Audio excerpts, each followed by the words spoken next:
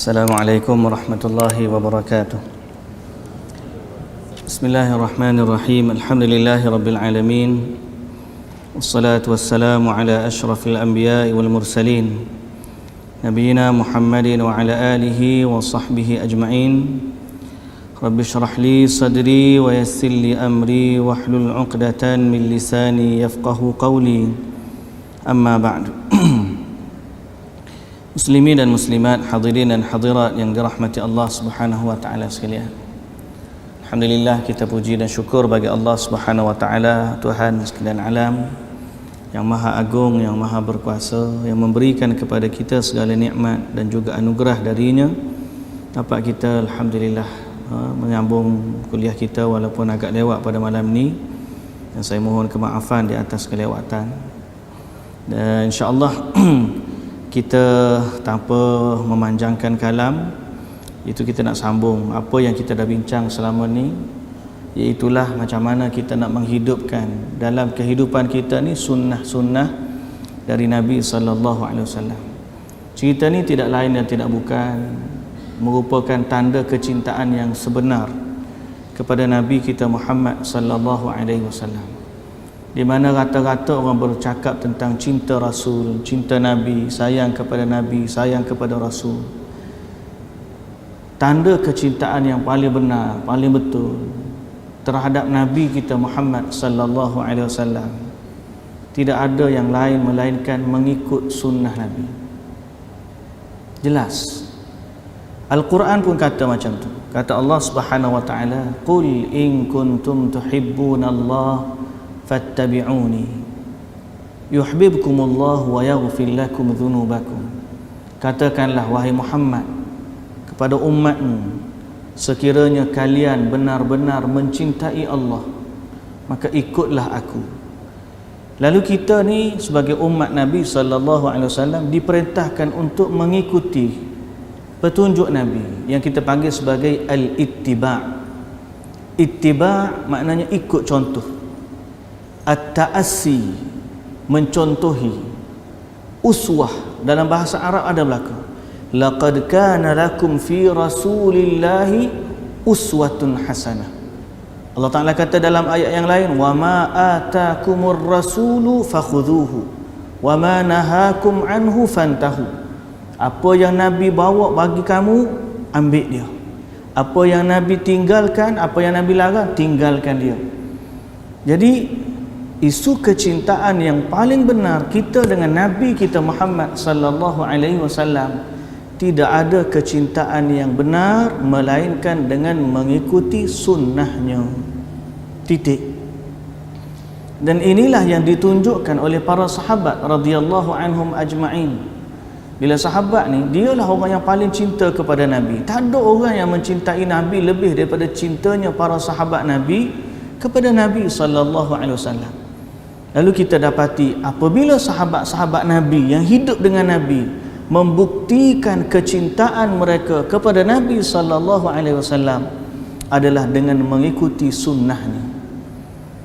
Sehingga lepas daripada Nabi wafat, apa yang keluar daripada mulut para sahabat bila jumpa dengan orang yang tak pernah jumpa dengan Nabi ni, sahabat akan kata, beginilah aku tengok Nabi buat, beginilah aku tengok Nabi salat, akulah orang yang paling sama sifat salatnya dengan Nabi, akulah orang yang paling sama sifat wuduknya dengan Nabi. Sahabat-sahabat bila jumpa dengan orang yang tak pernah jumpa Nabi, dia akan cerita Nabi buat macam ni. Pasal apa? Inilah bentuk kecintaan para sahabat Nabi kepada Nabi sallallahu alaihi wasallam. Dan inilah kita panggil cara yang kita nak ajar diri kita hari ni, nak didik diri kita hari ni mencintai Nabi sallallahu alaihi wasallam dengan mengikuti sunnahnya. So kita tak akan dapat ikut Nabi sehingga kita tahu sunnah Nabi. Sunnah Nabi ni bukan sekadar kita dengar orang kata A, kata B, kata C dah. Sunnah Nabi ni bukan sekadar kita anggap, oh benda ni baik ni maka dia sunnah, benda ni cantik ni maka dia sunnah. Dah. Sunnah Nabi ni mesti datang melalui riwayat. Ada sahabat yang cerita Nabi buat macam ni. Ada sahabat menceritakan Nabi ajar macam ni. Nabi sebut macam ni, Nabi buat macam ni, Nabi ikrarkan macam ni. Itu sunnah. Sunnah ni bukan kita kata, oh benda ni molek ni, baik ni, sunatlah kita buat sunat. Tak.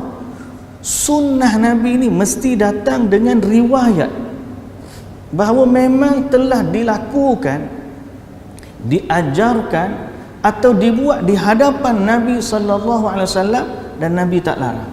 Itu nama dia sunnah.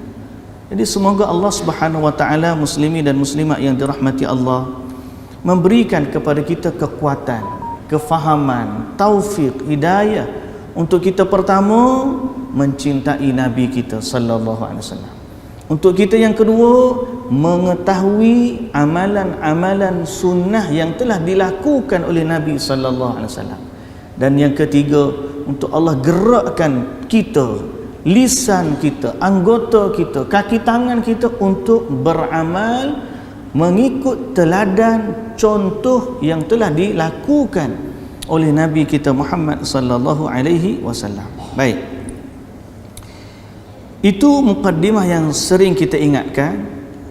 Bab yang kita nak baca pada malam ni ialah termasuk sunnah Nabi ialah memperbanyakkan salat sunat di rumah, menjadikan rumah kita tempat salat sunat. Tempat salat fardu kita tahu sunnah Nabi ajak kita salat berjamaah. Tapi kalau salat sunat lain daripada salat fardu atau qabliyah ba'diyah tu, mungkin kita salat di masjid. Lain daripada tu mungkin salat duha, kalau kita tidak duduk pejabat lah, atau salat malam. Lebih afdalnya kita salat di rumah. Berdasarkan hadis dari Nabi sallallahu alaihi wasallam. Dalam hadis riwayat Al-Imam Al-Bukhari dan Muslim, Nabi kita sallallahu alaihi wasallam bersabda, "Inna khaira salatil mar'i fi baitihi illa salatal maktubah." Sesungguhnya salat seorang lelaki yang terbaik adalah di rumahnya, kecuali salat fardu. Boleh faham? Salat ni sebaik-baik salat ialah di rumahnya, kecuali salat fardu. Jadi kalau kita nak salat sunat, mana afdal? Salat di rumah ke salat di masjid? Salat sunat, salat di masjid, di rumah. Salat fardu, salat di masjid. Timbul persoalan. Kalau dia nak salat qabliyah di rumah, kemudian nak mari salat di masjid, boleh ke tak boleh? Boleh lah. Boleh. Tapi dengan satu syarat. Dengan satu syarat, dia salat di rumah tu sempat dia datang ke masjid bersama dengan imam takbiratul ihram. Kadang-kadang kita nak ambil fardu sunat ni, kita pun semayang di rumah. Rupa-rupanya jarak rumah kita dengan masjid jauh. Masjid pula mungkin ada waktu yang tertentu dia bagi untuk qamat. Jadi timing tu tak tally. Menyebabkan kalau kita salat sunat di rumah, mungkin kita terlepas fadilat saf yang pertama. Mungkin kita terlepas fadilat takbiratul ihram bersama imam. Atau mungkin kita miss beberapa rakaat. Maka kalaulah keadaannya begitu, kita salatlah qabliyah tu di masjid, sebab kita nak fadilat saf yang pertama dan sebagainya. Boleh. Begitu juga kalau ba'diyah, kalau nak salat, ustaz boleh tak kita lepas daripada ni kita pun salat, habis salam kita balik salat ba'diyah di rumah? Jawapan dia boleh. Tapi kadang-kadang kita tak kuat, kita balik rumah ingat nak salat, siapa-siapa anak dia tunggu depan rumah, ya lah, kali-kali terlupa nak salat dia. Jadi kalau dia satu, tidak menjadi satu kesalahan pun kalau kita nak qabliyah ba'diyah di masjid. Cuma dari segi afdaliyah, kalau ada kemampuan di rumah lebih afdal. Apatah lagi kalau salat duha, kalau salat tahajud malam, Kalau orang tanya, ustaz, kalau solat tahajud ni kita mari masjid pukul 5 pagi, kita solat tahajud di masjid, mana lebih afdal kita tahajud di rumah, kemudian lepas daripada dekat subuh tu kita pun mari azan, kita solat qabliyah subuh di masjid. Lepas tu kita pun, mana lebih afdal? Solat tahajud di rumah. Sebab apa? Bukan kita nak kata, sebab Nabi SAW sebut sebaik-baik solat seorang lelaki ialah di rumahnya, melainkan solat fardu. Nampak? Sebab tu kalaulah ada orang tanya juga, ustaz, mana afdal orang solat, kita biasanya bab sembahyang tarawih dengan sembahyang qiyamul lail.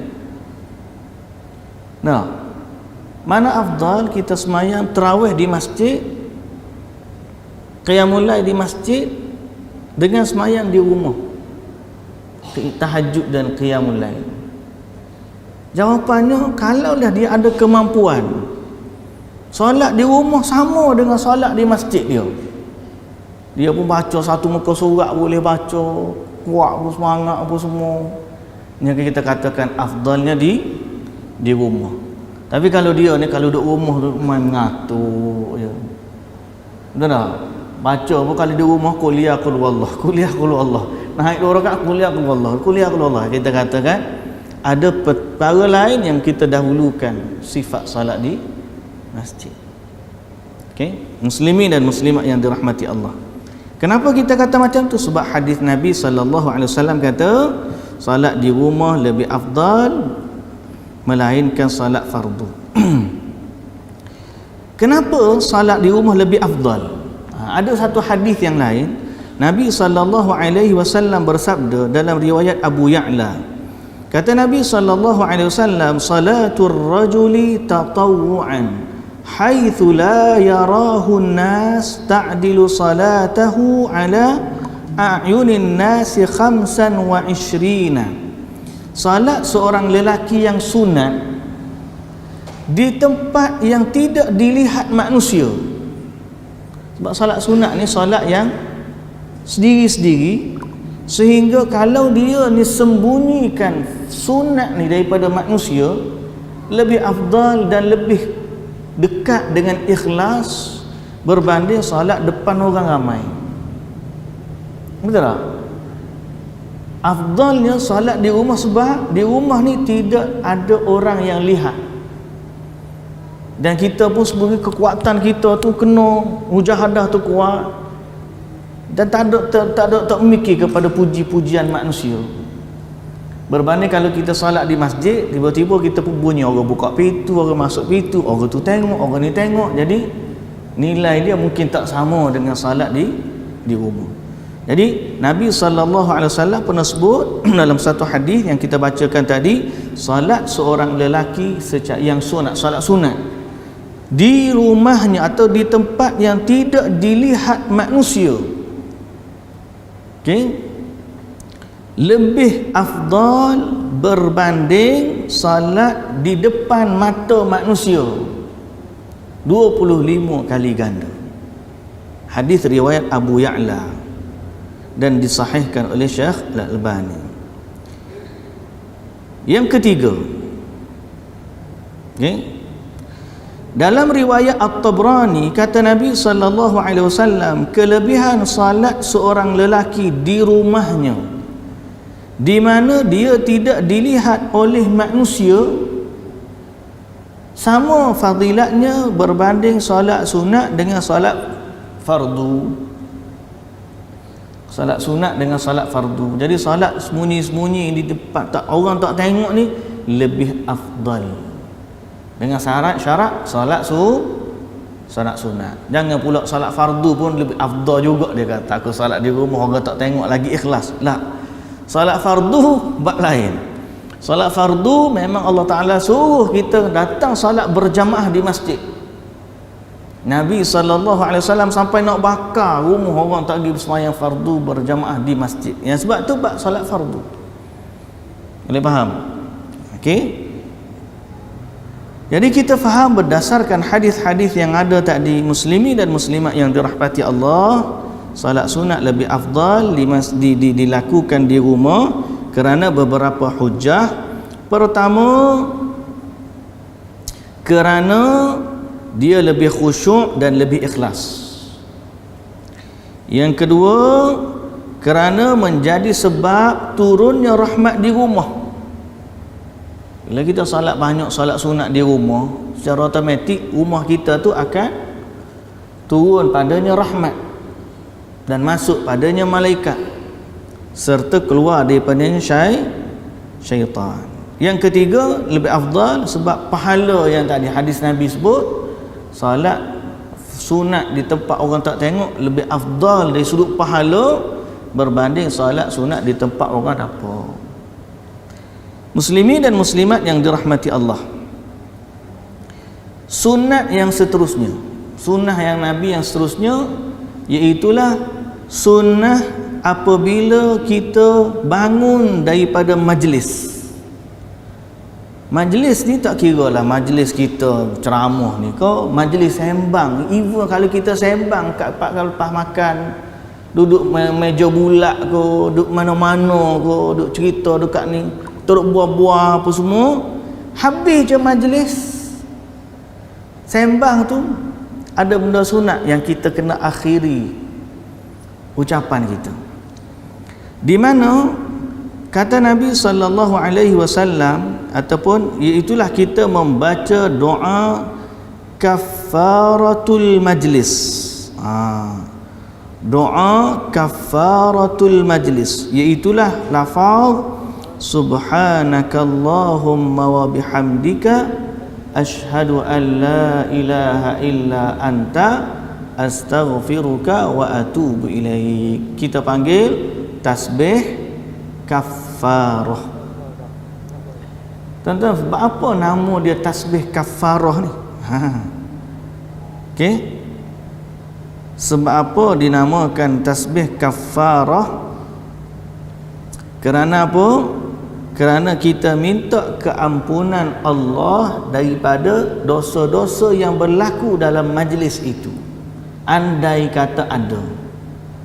Dipanggil kafarah ni penghapus dosa. Kita duduk sembang sudah, mungkin ada kesalahan waktu kita cakap, lepas kita nak bangkit daripada tempat itu, kita pun kata kita balik dululah.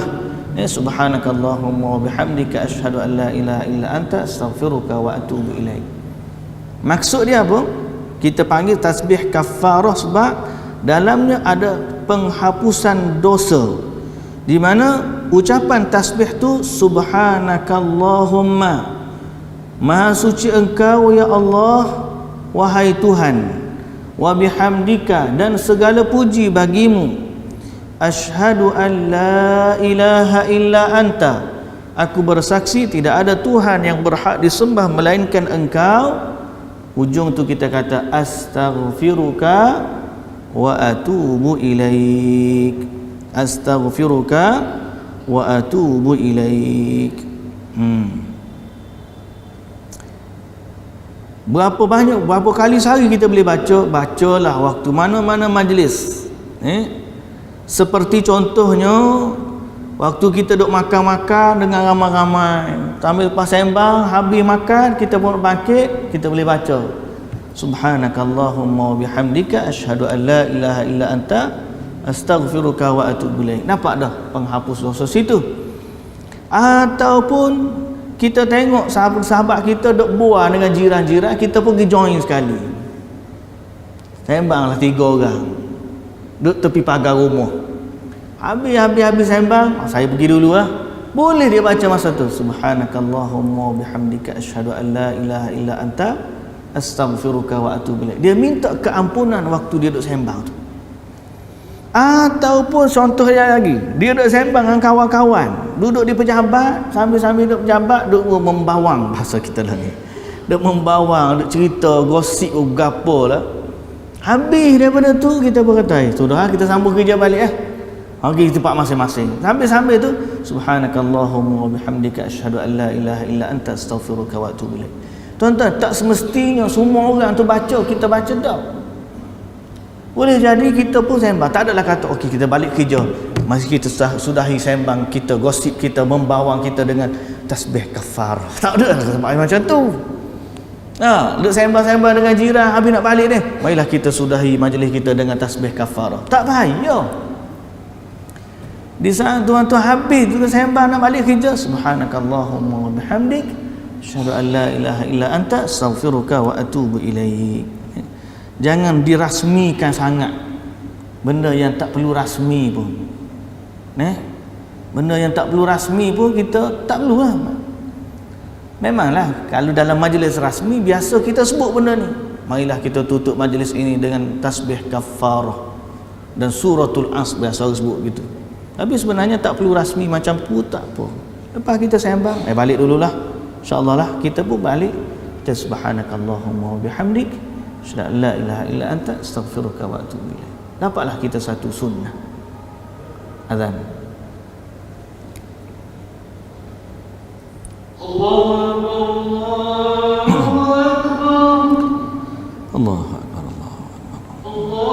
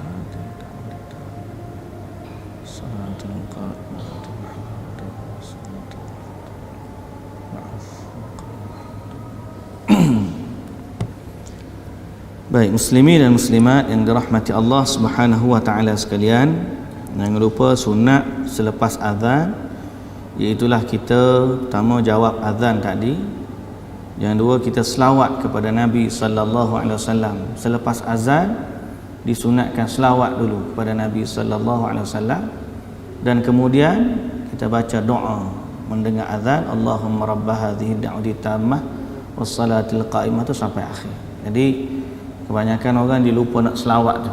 Selawatlah kepada Nabi sallallahu alaihi wasallam selepas setiap kali azan, kerana itu termasuk sunnah. Termasuk sunnah. Baik, kita pergi kepada sunnah yang seterusnya dalam bab sunnah yang seterusnya setelah daripada sunnah habis majlis, yang mana kita kata boleh baca waktu di pejabat, waktu di masjid, hatta waktu kita duduk sembang dengan anak-anak dan isteri di rumah pun, lepas sembang-sembang, lepas meja makan duduk sembang-sembang, nak masuk tidur bilik masing-masing pun boleh seorang tu kita kata dia baca subhanakallahumma wa bihamdik asyhadu an la ilaha illa anta astaghfiruka wa atubu ilaik. Kalau dia amalkan sunnah ni, insya-Allah banyak pahala dia, dan termasuk dalam kelebihan tasbih ni ialah menghapuskan dosa. Jadi dia bukan sekadar baca dalam majlis rasmi, dia juga boleh dibaca. Hatta kalau seorang tu nak baca lepas dia baca Quran pun boleh. Ni dia kira sebuah majlis, dia majlis untuk baca Quran ramai-ramai ataupun majlis duduk tu, lepas kelas, habis kelas kita pun baca subhanakallahumma wa bihamdik asyhadu an la ilaha illa anta astaghfiruka wa atubu ilaik. Baik muslimin dan muslimat yang dirahmati Allah Subhanahu wa taala sekalian, kita ambil sunnah yang ketiga pada malam ini kita baca, iaitulah sunnah sebelum tidur. Sunnah sebelum tidur. Sebelum tidur ni ada sunat keadaan kita dan ada sunat bacaan kita. Sunat keadaan pertama ialah kita tidur dalam keadaan berwuduk. Satu sunat. Belum tidur ambil wuduk, tidur dalam keadaan berwuduk. Kemudian tidur juga dalam keadaan mengiring belah kanan. Sebab Nabi SAW tidur dalam keadaan mengiring sebelah kanan. Yang ketiga, tangan kanan ni duduk di pipi kanan. Sebab itu ada hadis Nabi SAW baginda tidur mengiring belah kanan, tangan kanannya wak lapik pipi, dan baginda dalam keadaan berwuduk. Semua tu ada hadis. Nabi SAW suruh kita atau baginda melakukan yang demikian.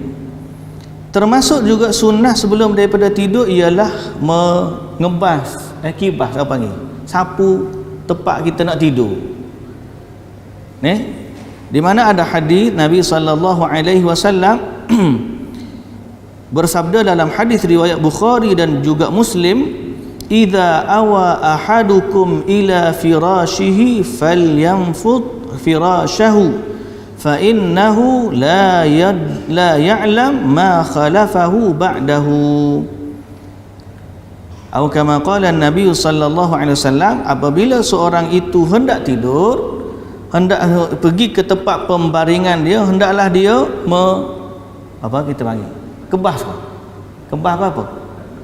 Gibas. Kipas lain. Kebaslah nak. Kebas dia punya tempat dia nak tidur. Macam mana ambil kain, dia buat macam tu. Ataupun ada setengah orang tu ambil lidi tu. Tapi ambil kain pun okey. Dalam sunnah sebut ambil kain, sapu macam tu. Tepuk gitu. Pasal Nabi kata dia tak tahu apa yang dia tinggalkan lepas dia bangun daripada tidur, apa hak duduk atas tu. Sebab dia bangun tidur sehari, kadang-kadang dia pergi keluar rumah dia, pergi hijau ke apa, takut ada makhluk lain pergi duduk atas tu. Jadi sebelum daripada tidur baca bismillah, kebah tak tidur, ambil kain bismillah, kebah. Sunatnya macam tu. Jadi sunat kita kebah pak tidur, ambil wuduk, tidur mengiring sebelah kanan, tangan kanan duduk belah ni. As a starting, lepas pada kita leno tangan pergi ke mana tak tahu dah lah nak buat macam mana. Biasanya kita ni mula-mula yang macam tu, lepas pada tu tak tahu dah lah. Hak tak tahu tu wallahu taala a'lam. Dia kata, ustaz, saya 1 minit lagu ni, mudah-mudahan dapatlah pahala menghidupkan sunnah. Bah kita tidur kita tak tahu dah. Tak apa, wallahu taala a'lam. Hak kita tak sedar tu nak kata macam mana. Itu pada keadaan kita. Kemudian pada zikir kita nak tidur. Zikir tidur ni ada bahagi kepada 2. Pertama, zikir bacaan ayat-ayat Al-Quran sebelum tidur. Apa ayat Quran yang kita boleh baca sebelum daripada kita tidur? Pertama, sunat baca ayat kursi. Kelebihan dia, Abu Hurairah radhiyallahu anhu menceritakan, satu hari dia pernah ditugaskan Nabi jaga kurma zakat. Tengah-tengah jaga, malam tu ada seorang lelaki datang nak curi kurma, harta tu. Dia pun tangkap. Orang tu minta tolong lepaskan aku, jangan bagi tahu Rasulullah gini. Abu Hurairah pun kesian pergi lepas. Esok ke Nabi tanya, macam mana semalam? Dia kata ada orang nak curi tapi aku lepas dia. Nabi kata esok dia datang lagi. Malam ni dia datang lagi. Malam tu sungguh datang pula. Tangkap pula, minta tolong gini, lepas pula. Esok Nabi tanya. Dia kata aku tangkap aku lepas. Nabi kata malam ni datang lagi. Kali ketiga dia kata tak boleh dah, malam ni aku tak lepas dah kamu. Orang itu kata aku nak ajar kepada kamu satu ilmu. Kalau kamu lepas aku ajar ilmu ni. Apa dia? Sebelum kamu tidur, kamu baca ayat kursi, nescaya syaitan tak boleh ganggu kamu sampai kamu bangun. Abu Hurairah pun tepah dia. Esok pagi Nabi tanya, apa cerita semalam? Abu Hurairah kata semalam aku memang tak nak lepas dah Rasulullah, tapi dia bagi tahu kepada aku, dia kata dia nak ajar satu ilmu. Apa dia?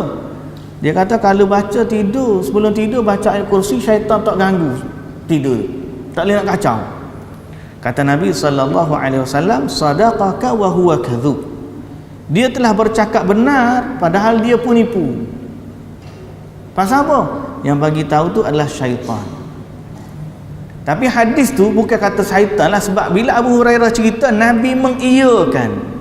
Oleh kerana Nabi mengiyakan, maka kekallah satu sunnah baca kursi, dan fadilat dia diakui oleh syaitan sendiri. Dia tak boleh ganggu orang yang tidur dengan baca ayat kursi. Faham tak cerita dia? Jadi syaitan sendiri mengaku kepada Abu Hurairah dan diiyakan oleh Nabi SAW. Jadi bila Nabi mengiyakan, jadilah satu sunnah dan fadilat dia tetap kekal. Kita faham, syaitan sendiri mengaku dia tak boleh kacau orang yang tidur baca ayat kursi. Seterusnya kita sunat kita baca juga amanar rasul dengan apa? La yukallifullahu nafsan illa wus'aha. Iaitulah dua ayat terakhir surah Al-Baqarah. Sunat kita baca. Di mana kata Nabi SAW, siapa yang baca pada malam hari ayat akhir surah Baqarah ni, kafatahu. Dua ayat ini mencukupi baginya. Mencukupi baginya ni man qara'a bihi ma fi lailah kafatahu. Siapa yang baca pada malam ni, dua ayat ni mencukupi baginya. Kata ulama, dalam mencukupinya ada yang kata cukup baginya daripada qiyamul lail. Maknanya kalau dia tak bangun sebab dia baca tu, dapat dah pahala qiyamul lail. Ada yang kata cukup baginya untuk menghindari segala keburukan pada malam itu. Ada yang kata merangkumi semua bentuk kebaikan dan menghalang keburukan, cukup dengan dua ayat itu. Tak apalah kelebihan tu, tapi yang kita tahu sunat lepas baca ayat kursi, baca amanar rasul dengan la yukallifullahu nafsan illa wus'aha. Ada lagi tak ayat yang kita boleh baca waktu kita nak tidur?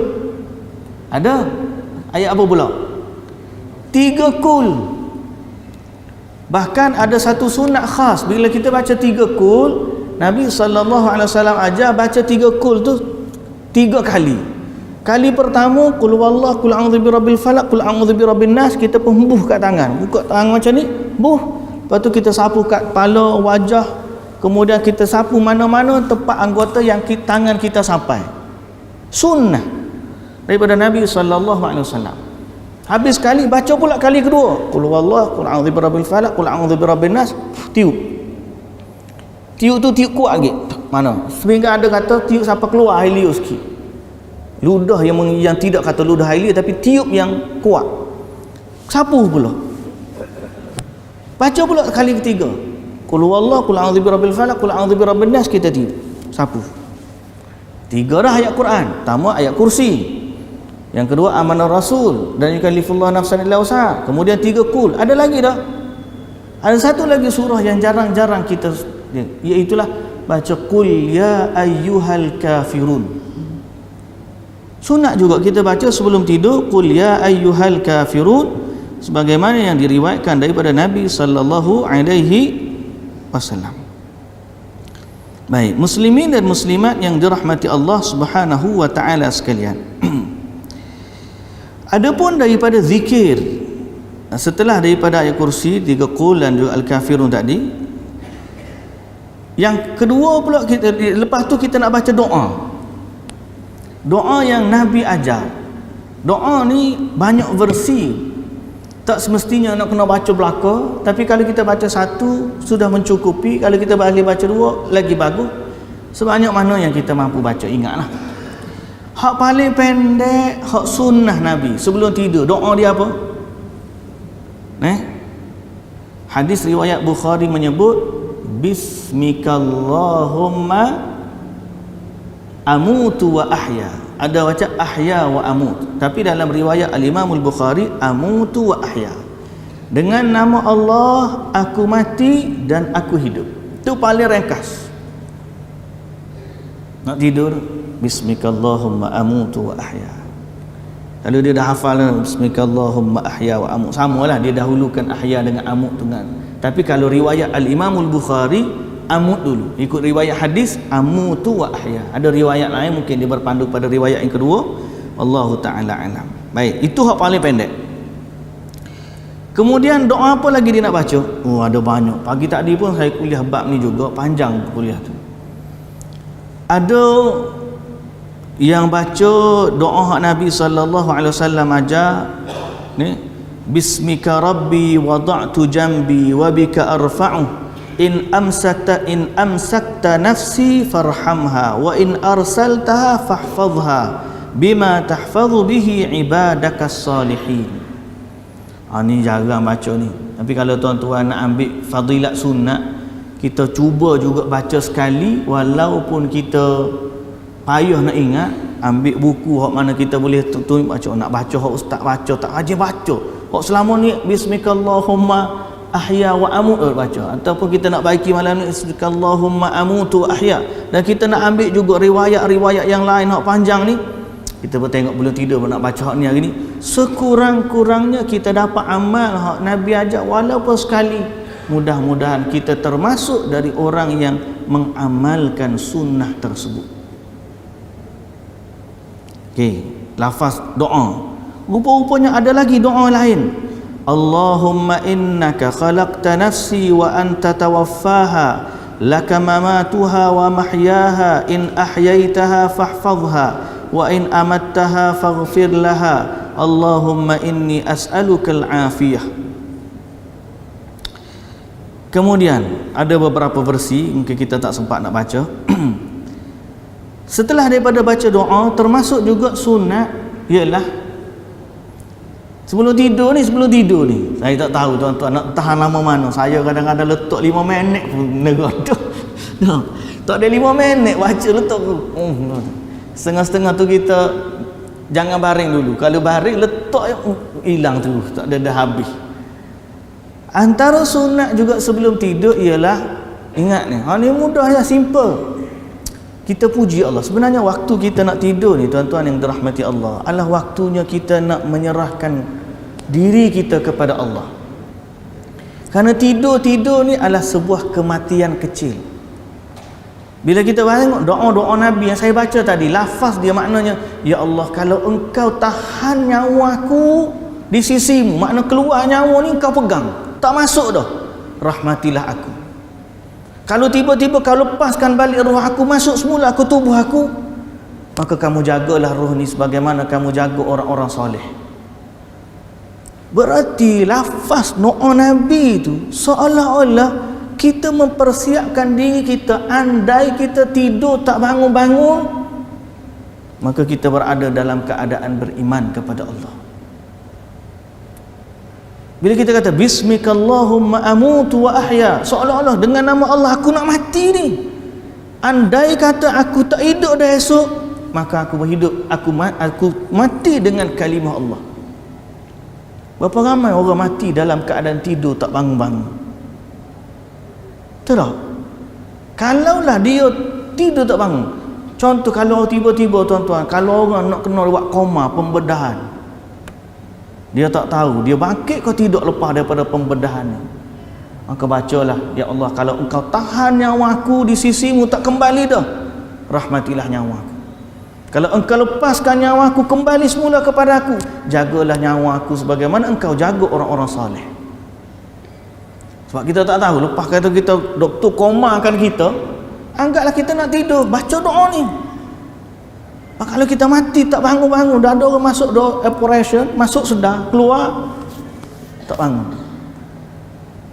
Dan tak semestinya operation, ada orang tidur di tempat pembaringan dia, malam tu dia tidur, pagi esok orang uruskan jenazah dia. Sebab tu bila kita lihat zikir-zikir Nabi waktu orang nak tidur adalah zikir-zikir seolah-olah mempersiapkan diri untuk mati. Sungguh tuan-tuan, Bismikallahumma amutu wa ahya, dengan nama Allah aku mati dan aku hidup. Ada doa lagi, Allahumma inni aslamtu nafsi ilaik wa wajjahtu wajhi ilaik wa alja'tu dhahri ilaik rahbatan wa raghbatan ilaik la manja wa la malja illa ilaik amantu bi kitabika alladhi anzalta wa bi nabiyyika alladhi arsalta. Akhirnya aku beriman dengan kitab yang engkau turunkan dan aku beriman dengan nabi yang engkau utuskan. Dia tidur dalam keadaan dia kata aku beriman kepada Allah. Persiapan nak mati. Jadi kalau kita tak hafal zikir-zikir yang banyak tu, antara persediaan kita ialah kita puji Allah dengan puji-pujian sebelum daripada kita tidur. Iaitulah Nabi ajar subhanallah 33 kali, alhamdulillah 33 kali, Allahu akbar 34 kali. Antara zikir sebelum tidur. Ayat Quran dah. Doa-doa dah. Antara zikir sebelum tidur ialah subhanallah 33 kali, alhamdulillah 33 kali, Allahu akbar 33 kali.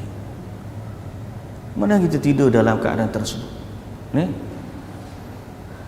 Dan kalau zikir yang penutup yang saya bacakan tadi, muslimin dan muslimat yang dirahmati Allah, Allahumma inni aslamtu nafsi ilaik wa fawwadtu amri ilaik wa wajjahtu wajhi ilaik wa alja'tu dhahri ilaik raghbatan wa rahbatan ilaik la malja'a wa la manja illa ilaik amantu bi kitabika alladhi anzalta wa bi nabiyyika alladhi arsalta.